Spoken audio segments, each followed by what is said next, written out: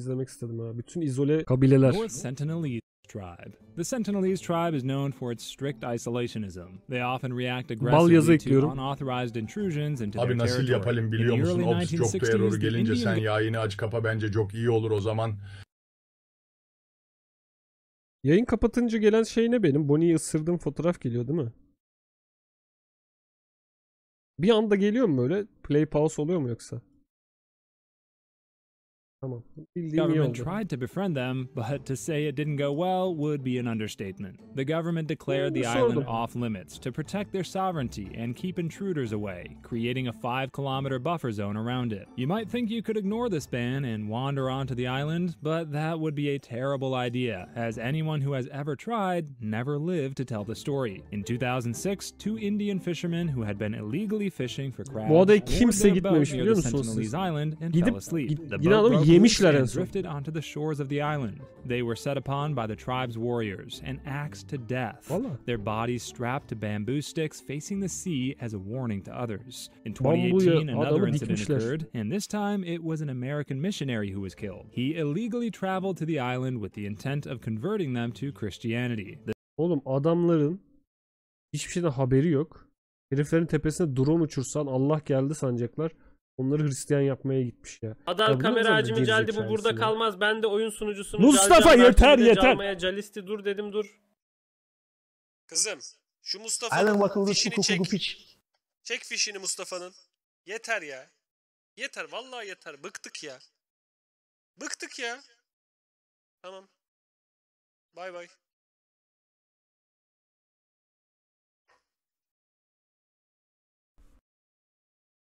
Gitti be. The Sentinelese tribe issued warnings on 4 different occasions, but he bir de uyarmış oğlum herifler. persisted in attempting to make contact, which ultimately led to his fatal encounter. His dead body was seen dragged up and down the shore by the tribe's warriors. The Sentinelese people have made it clear that they do not want contact with outsiders. Ya böyle bir niye böyle bir dangalaklık yapıyor bunlar da? Gelen herkes yiyorlar. Amına koduklarımın haberi yok atom bombasından. Orada adada şov yapıyorlar. Gelmeyin, direğe dikeriz, bilmem ne yaparız, çatarız, çutarız, bıtırız, gıtırız. Vallahi bak tilt oluyorum abi ben böyle şeylere. Lan amına koyayım Avustralya bağlısın. Ekonomin Avustralya'dan geçiyor. Sen manyak mısın ya? Ya deli midir nedir ya? Yok gelmeyin, yok adamı yeriz, yok bilmem ne yeriz. Yok cırtlarız, yok bilmem ne. Bahsediyoruz. Allah'ına koyayım atacağım bir tane görecek kim geliyor kim gelmiyor. Siktir git ya. Vallahi sinir ediyorlar beni kabileler ya. Şehrine. Oysa misket bombasının kullanımı 2010 yılından beri yasak. İlgili manyak mıdır nedir ya? Görecek North Sentinel Island'ı. Bir demokrasiyi yollayacaksın bir. Manyak mıdır nedir ya? Oğlum Atlantik Okyanusu'nun diğer tarafından 15 dakikada füze geliyor senin yanına Adana haberin yok. Asıyor çiziyor milleti kaldırıyor indiriyor. Bu ne yamyamlık ya. Adam konuşmaya gelmiş düzgünce. Vallahi kafayı yersin ya. Kabile oldukları için mallar. Evet ya. İşte diyorum abi böyle bir hizaya getireceksin anlatabiliyor muyum? Hizaya getireceksin. Yayını kıskandım ondan dedim özür dilerim. Hizaya getireceksin abi. Anlatabiliyor muyum? Adamada ne bu ya? Bir anlatacaksın böyle diyeceksin ki.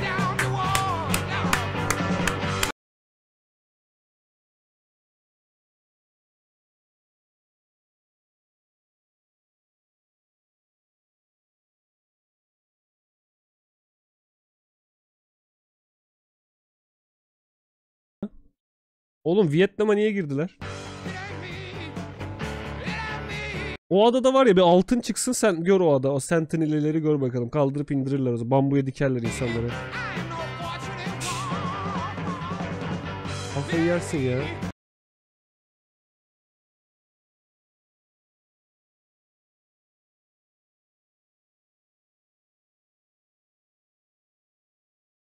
F-4C delivers napalm firebombs. And their reactions are based on a desire for isolation and İzolasyon istiyorlarmış. self-preservation rather than inherent danger. Any contact could mean the extinction of their people.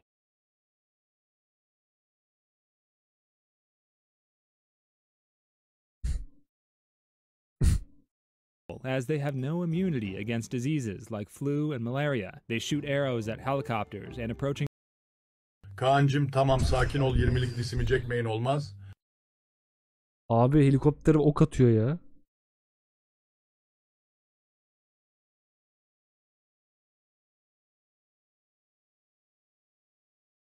Adam helikoptere ok atıyor ya. Adamın anasını ağlatırlar, haberi yok yani. Delirtirler ya. Kudurturlar ha. Kafayı yedirtirler ha. Boats. So if you're ever thinking of visiting, chances are there's already an arrow waiting for you. Sand Tribe. The Sand People, also known as Bushmen, have existed for over 20,000 years. 20.000 yıl. They're Oğlum 20.000 yıl lan. Lan 20.000 yıl lan. Oğlum 20.000 yıl la. Lan Civilization oynasan. Civilization'da bile yani kaç bak atom bombasını keşfediyorsun. 20.000 yıl nedir ya? descendants of the Abi biraz teknoloji ya. Şu hesaptan çekmek lazım, oku görsünler. Sana RSH demek yasak mı abi? Ben kurallara tam hakim değilim de. Ne demek? Yasak. Kaan'cım bu adamları şimdi kaçırsan serbest bırakacağım bahanesiyle bilgisayar başına oturtup yayın açsan değişik hareketler yapsa fena yıkılır bence bir aklından geçir bunu. Abi bu adamların vücutları maksimum kas kütlesine sahiptir büyük ihtimalle ve seni yerler. O yüzden hiçbir bok yapamazsın. Fiziksel olarak adam 20.000 yıl hayatta kalmış. early Stone Age ancestors and the first dwellers in South Africa. Famous for their hunting skills, they are nomads who move from place to place and live adam seni hüptürür. under rocky overhangs, mountains.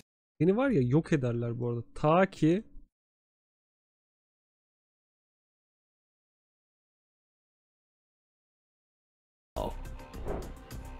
When the bolt makes contact with the breech face, the slide pushes up on the locking block, locking it into the barrel.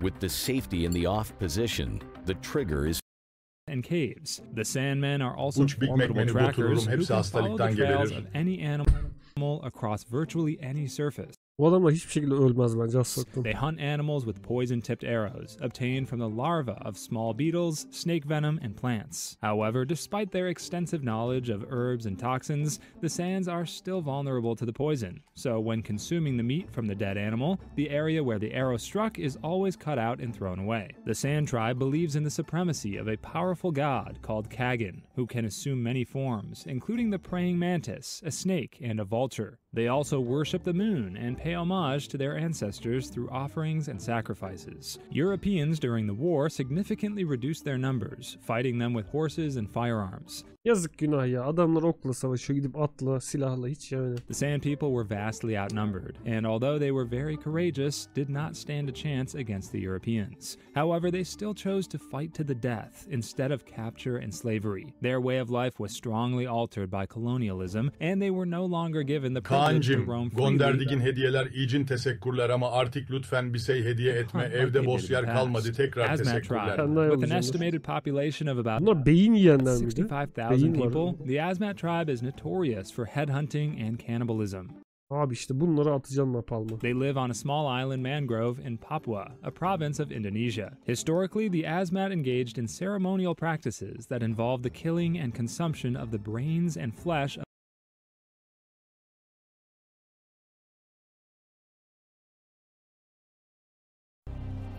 Allah'ım ne olur meme görmeyelim bak. Kabile memesi görmek istemiyorum ha. İyi sansürlü. Hep oluyor çünkü kabile belgesellerinde böyle dağ taş çayır görüyorsun, bir anda sonra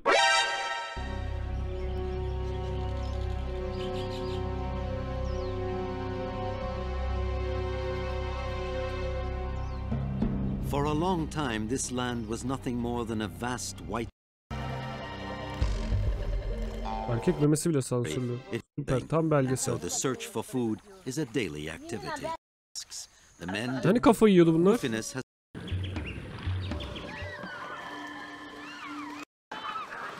The village through tradition that he offer the ritual presents and kill a cassowary. Bak bir şey diyeyim, bu kabileler niye gelişmiyor biliyor musunuz? Sürekli bir şey kullanıyorlar çünkü. O kadar salıyorlar ki ileri gitme şeyi yok yani. Adamlar onu yaşamıyor. Full chill. Hepsi sigara içiyor yani. Niye böyle acaba? Yani hiç böyle bir sağa sola da bakmıyor. Burnuna halka sokuyor herifler. Çok keyifçiler abi.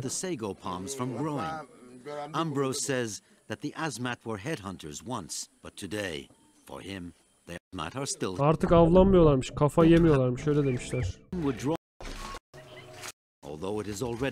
Birileri bunları vurmuştur. O yüzden. Shared cut, and this is the first. And now I'm reaping the reward. This is look at the beautiful chunk. Abi hayatları yalan, bunların elinde tekel 2000 var baksana. Ya net ya, bir şey diyeyim mi? National Geographic gidiyor bunlara. Bu adamlar bir kere bunu gördükten sonra şey der mi yani? Ben inanmıyorum hiç. Kolpa. Hiç görmem.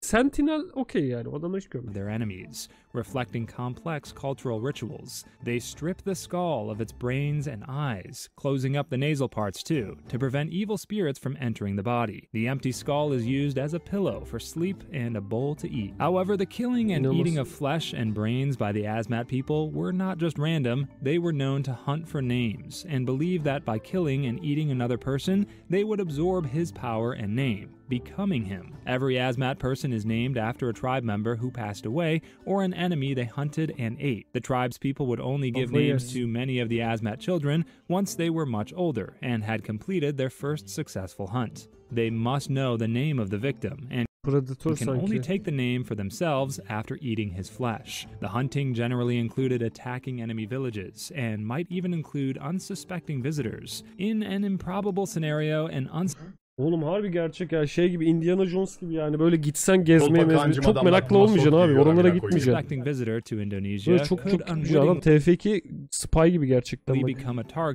Harbi böyle bir anda bıçaklar. However, while there is historical evidence of cannibalism and headhunting, these practices are no longer a representation of the Azmat people today. The Azmat people also believe they come from wood and hold the forest sacred. Since ancient times, they have carved wooden relics, including detailed statues and sculptures with incredible craftsmanship. Asaro mudmen. Not all indigenous tribes are deadly killers, but this particular tribe located on the New Guinea island certainly looks the part. However, looks can be deceiving, as the Asaro mudmen, or the Halosa, which translates to ghosts, are peaceful people. However, seeing them for the first time might make one scared, because they cover themselves from head to toe with gray mud, and wear demonic-looking clay head masks. They elongate Barış yanlısıymış.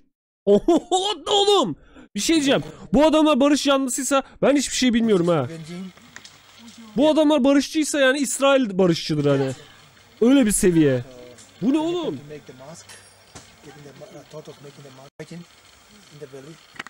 Barış. Kaan'cım burada doksaydım, cisini içip kafama sıkardım. Barış ya, bir şey yok.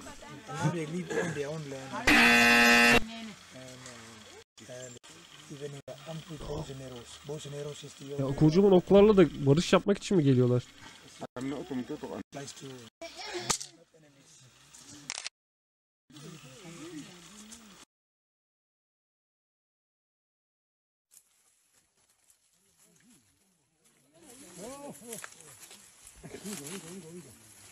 Maskeler çok cool değil mi lan?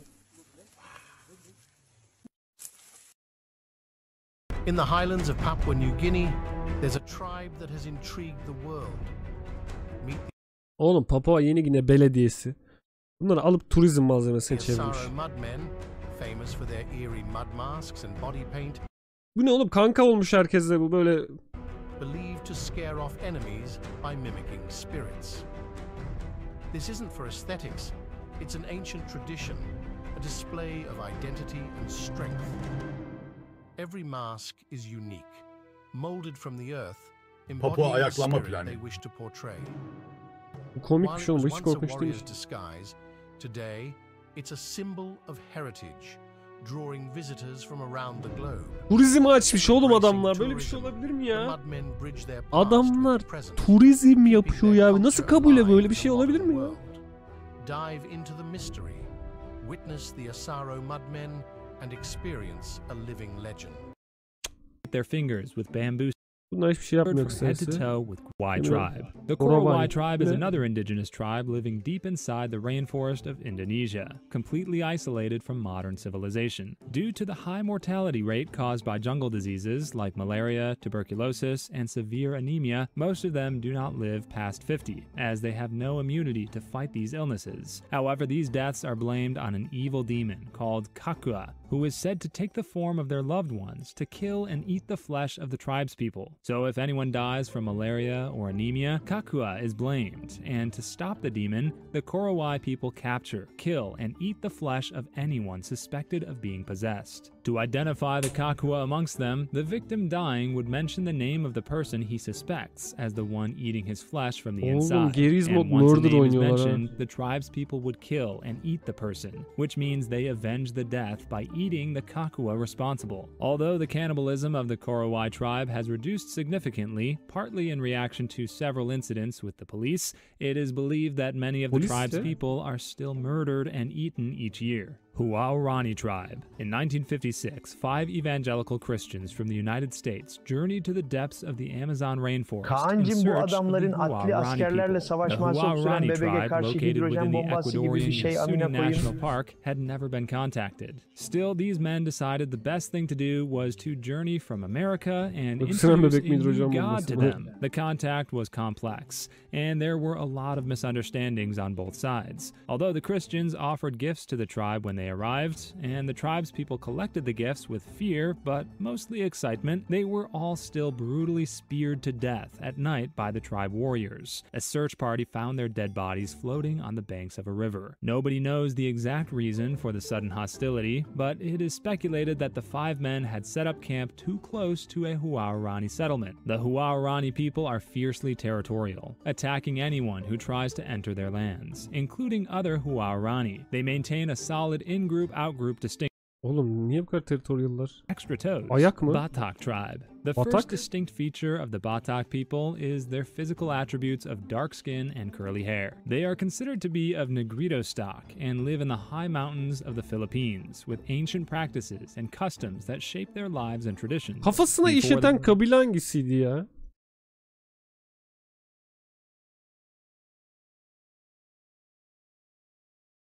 Düşünsene 500 kilometre ötende uçan araba yapıyorlar. Sen o Mundare squat under streams of cow's urine since they see it as a natural antiseptic to fight and avoid infections. The hair turns orange after it comes into contact with the urine.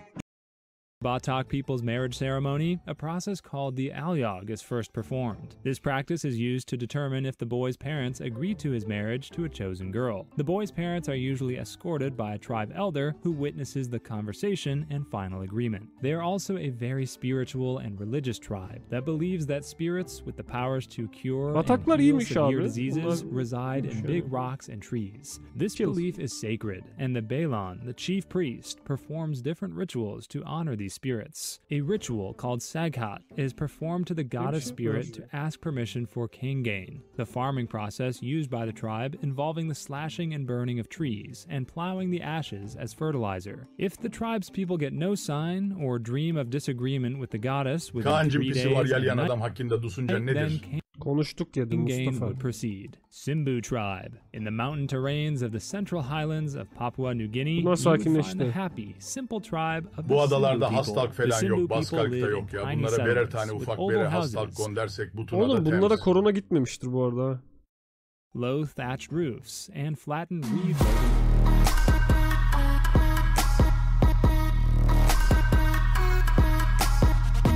Bak orada biri var ya, onu ters çevir Laz Ali olur. Laz Ali diye biri var mı? Var. Ama Biraz Ali diye biri var mı? Biraz Ali diye biri yok. Hiçbir yerde yok. Sadece burada var. Alo. Kızım. Aynen. Araştırdın değil mi sen de? Biraz Ali'yi yanına evinde. Bir buket Manolya. Aynen. Tamamdır. Öpüyorum.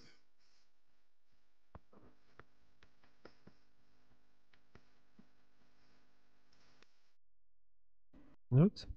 walls. The men stay together in one communal house, while the women, children, and pigs live separately. They do not have much and rely on hunting for survival. Pigs are their most prized possession.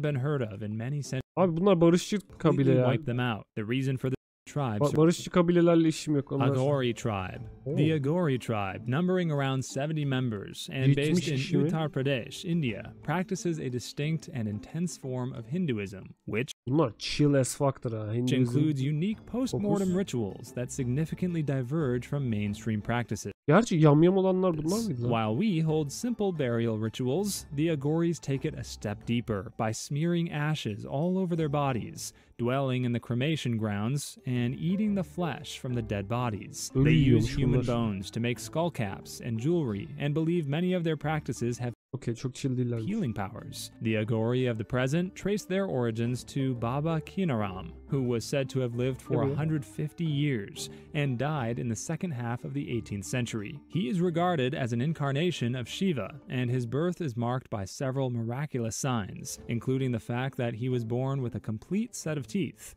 a rare phenomenon, and Bonibon mu? Bonibon olabilir mi bu ya? And a sign of spiritual power. Following his birth, Baba Kinaram, revered in Agori tradition, did not cry or consume his mother's milk for 3 days. On the 4th day, his family was visited by 3 monks, believed to be incarnations of the Hindu gods Brahma, Vishnu, and Shiva, marking a significant turning point in his early life. After the visit, he cried and accepted his mother's milk. The Agoris are the holy men of death, who live on the edge of life and death and live in isolation from modern society. Jarawa tribe. The Jarawa people, with a population of 270, are amongst the last mainly uncontacted tribes in the Andaman Islands, which are located in the Indian Ocean. They are nomadic and move from place to place, surviving through hunting boars and fish. They supplement their meal with the fruits and vegetables harvested from their current environment. Most ancient tribes were mainly nude, but the members of the Jarawa tribe were always naked and adorned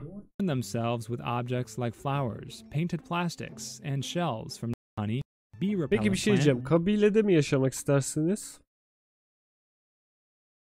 Yoksa Konya'da mı?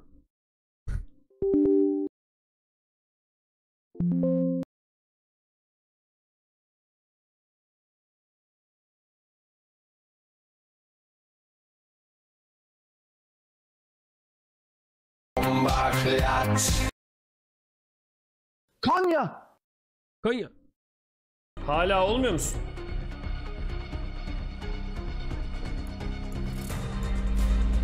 Evet. Secilde 049 varsa Başarılı chat.